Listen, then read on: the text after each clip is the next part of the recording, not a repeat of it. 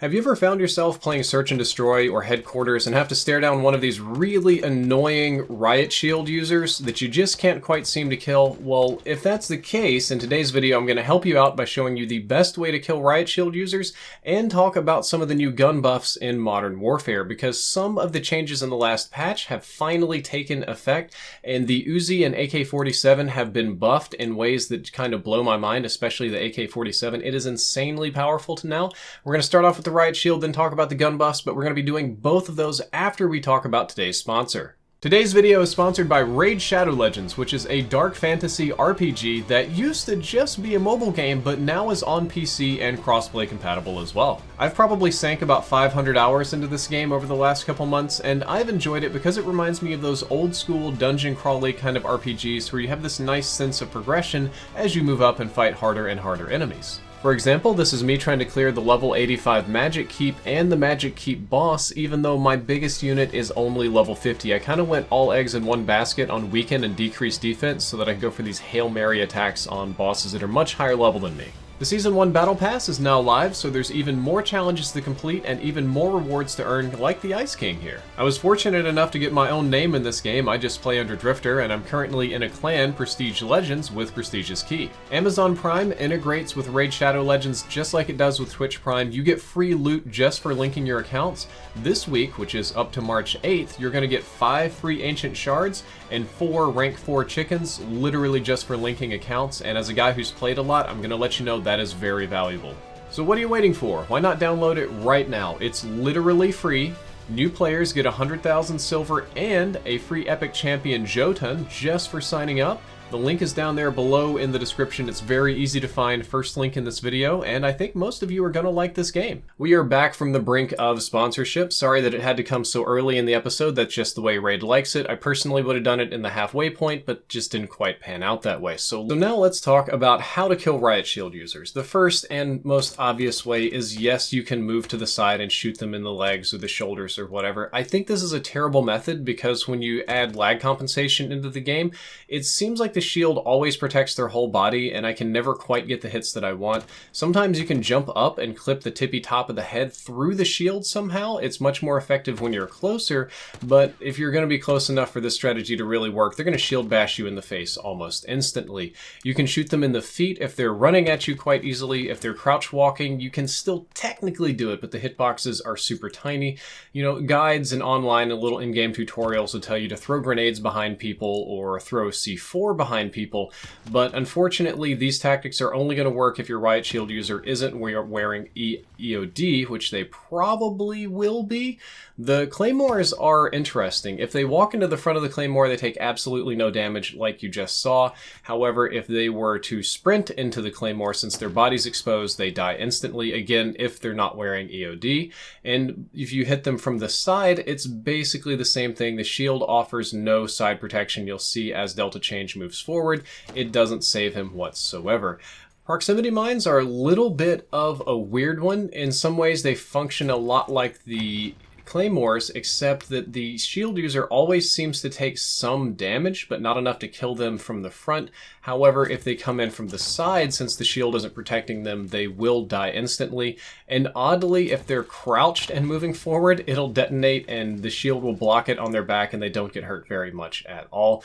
And all of this is for shield users not wearing EOD, and if they are wearing EOD, none of this is useful at all. And like 99% of the people using a Riot Shield are also going to be immune to explosives, so those are kind of niche situations. But EOD or not, a Molotov will almost instantly kill somebody. It puts them down very, very quickly. The area is huge, the spread is huge, the burn is huge, and you don't even have to get a direct hit. As long as you hit somewhere close to them, you'll burn them. You'll definitely squeeze them out of position, and it's one of the better ways to kill a shield user. Similarly, a thermite can do the same thing, burning, but what most people are going for is the thermite direct hit sticks. I think the thermites are easier to aim and throw than the Molotovs, so I prefer them, but you can use either or because they're effectively about the same. The simplest way is a Simtex. One Simtex stick is a dead Riot Shield user. I'm glad they patched it like that. However, oddly, you do the same thing with other explosives, like an RPG, it deals absolutely no damage whatsoever. So in order to get a kill with the RPG, especially if they're having something like EOD on, you kind of have to aim down and beside them, and you're going to have to shoot them twice. So I don't think this is a very effective strategy. Moving forward, the I can never say the Russian name, rocket launcher is the same story. Damage to the front of the user does absolutely nothing. I thought the Joker would obliterate people since it's such an incredibly heavy weapon, but I was really surprised to see that the Joker also cannot one-shot anybody that's wearing EOD, and the Riot Shield does seem to block it from the front, so that's not a very effective strategy at all. The same thing is true of the Pila, the little lock-on rocket launcher, and unlike some Call of Duty games, you can't lock on to the Riot Shield with this weapon, so it's also pretty much useless against killing shield users. So a lot of the stuff that you would think would kind of blow them up or kill them is utterly useless. One thing that's not useless is the crossbow with explosive bolts. Those will stick to the shield and kill them instantly, just like the Simtax if they're wearing EOD or not. I think it's one of the easiest ways to do it. However, if you're using the thermite bolts, for whatever reason, they bounce off the shield. Now, it's possible that you could get a kill if the enemy were to stand near them for long enough, and you can maybe move them around oddly, but it's not a very effective strategy for killing a Riot Shield user, although you can do some funny bounces. I have no idea why this is programmed the way it is, but I did find it very amusing during testing. So in summary, the best ways to kill a Riot Shield user are, in this order, number 1, a crossbow with explosive darts. That it just has incredible range, accuracy, speed. You shoot them, it detonates, boom, gone, dead. The Simtax is my second favorite just because it's the easiest of all the projectiles or the grenades to throw, and its mechanics are incredibly simple. And after that, the Molotov and Thermite, it's kind of pick your poison. The Thermite has a much smaller burn area, but it throws faster and is easier to aim, whereas the Molotov will be a massive area of denial for the Riot Shield, but I find them somewhat awkward to throw. And the things that will not work are pretty much all launchers, including the Thermite crossbow. None of the RPGs you have, none of the Pias, the Jokers, the Thermite crossbows, none of that is going to be effective at all. By the time you're done fiddling with it, they're going to be in your face and they're going to kill you. The Proxy Mine and the Claymore are inconsistent at best, and they're not going to matter if the enemy's using EOD. Similarly, if they have EOD, throwing C4s or bouncing grenades behind people isn't going to do anything unless they're already weak, so I don't recommend that either. Now, let's talk about the juicy part of this in-depth episode, since we're basically doing a two-parter today, starting off with the Uzi. The base Uzi got a small buff, and the 41 Action Express ammo got a huge buff. The base Uzi no longer has lower chest multipliers for those like torso shots, so now all chest shots deal the same damage. They all 3-shot kill, and it got a very tiny range increase up to 15 meters from the 14 meters that I tested on the previous in-depth episode. So what this is overall is a consistency improvement for the Uzi. You no longer have to be super accurate with it. As long as you're hitting chest and up, it's going to kill in 3 shots in the appropriate ranges.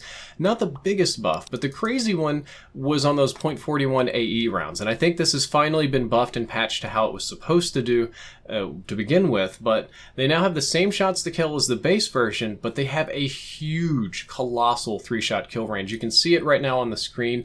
The 41 Action Express Uzi has a 3-shot kill range of 28 meters, which is just insane for a light machine gun. This is with no attachments or anything. This is longer than a lot of assault rifles can 3-shot kill. This is incredibly impressive range, though it is important to note with this ammo conversion that 3-shot kill range only works for upper chest shots. You have a lower 3-shot kill range if you're shooting them below the pecs down there in the groin and torso area. So you got to get the upper chest shots, but it's crazy. And what's crazy is now that you have this, you can stack it with the new longer barrels, and you can stack it with the monolithic suppressor and get the Uzi up to a colossal 38 meter 3-shot kill range, and that is just mind-blowing. Marksman rifles don't one-shot kill in this range at Call of Duty. Some of them don't anyway. This is very, very impressive, which makes the Uzi now a much more usable, unique, and it's still a niche gun. I still don't think it's a really great gun. It's not one that I would run all the time because the time to kill is still going to be on the slower side even with the longer range, but now it has a specialty. It has something that it can do better, differently, more interestingly, and I found it overall more pleasant to play with. Still not my gun, still not something I'm going to gravitate toward and use a whole lot, but better. Now, finally, I've saved the best for last. Let's talk about the biggest boy of the evening, and I do want to admit that the first part of this data comes mostly from exclusive Ace, minus the range testing. Ace beat me to the punch on this. He got all the data, and I didn't feel like spending 2 hours sitting in the chair with my back pain retesting it, so I'm going to trust Ace. If you haven't seen exclusive Ace's channel, it's fantastic. He makes great videos. He's probably going to replace me. For a lot of people, he already has. Anyway, done blowing smoke up Ace's butt. All of you guys know him. He does great work for the community. What he found is that the AK47 5.45 x 39mm round conversion now has significant damage buffs. The base used to be 26 to 22. Now it's 34 to 22. The chest multiplier used to be 31 to 26, now it's 40 to 26, and the headshots used to be 42 to 35, now they're 55 to 35 damage, depending on your ranges. And I know that's a little bit of number soup right there, it's a lot to take in, but you'll notice that it deals more damage at every single range that you're using it, and most importantly, shots to kill decreased from 4 shots no matter what down to 3, and you have a 3-shot kill range. It's very impressive. We're going to talk about it in a minute, and it can also 2-shot headshot. Previously, when you put this ammo conversion on, the AK-47 could not 2-shot headshot, but now it can. And it has a pretty good 3-shot kill range too at 24 meters, as long as you're hitting that upper chest. It's not bad at all. It's not like insane crazy range, but it is quite good and it is quite workable. Compared to how it did perform, this is a huge buff to time to kill and range with the AK-47 as long as you're using the 5.45 x 39mm rounds. And I want to really emphasize that this is a colossal buff because in theory it is now the fastest killing rifle in the game, except for I think the FAMAS is faster, and I think technically the Odin is faster if you actually get the perfect 2-shot kill thing going on. But this is a top tier time to kill weapon in Modern Warfare, and it can Shrek people. That's in theory. In practice, I always found the recoil pattern on this ammo conversion to be a little bit awkward, a little bit weird feeling, and the AK to be not as snappy as some of the other weapons, so I wasn't able to utilize it as well as other players. However, I think that once players get used to this, once they adapt to it, once they kind of master that new recoil pattern, this is going to be a top tier weapon. It's got great range, great accuracy, rate of fire is acceptable, but most of all, the time to kill is ludicrous for a full auto weapon. I think this is a super huge buff to the AK, and if I were you guys, I would definitely try it out. Guys, that is all for this in-depth episode. I hope that you enjoyed it. I hope that you learned something useful. If you did, don't forget to like, favorite, and subscribe. Drifter out. Over by the trucks and the little cutout in the wall, back left side of their spawn.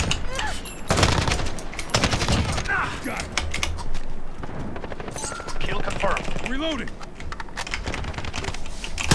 Other side of the blue house from you, going towards yellow. Yep. Okay, you're shredding with that AK now. And it will be. I'm gonna do a crazy thing called playing the objective and take Alpha. Why would you ever do such a thing? I don't know. I like winning. It's a bad personality flaw I have.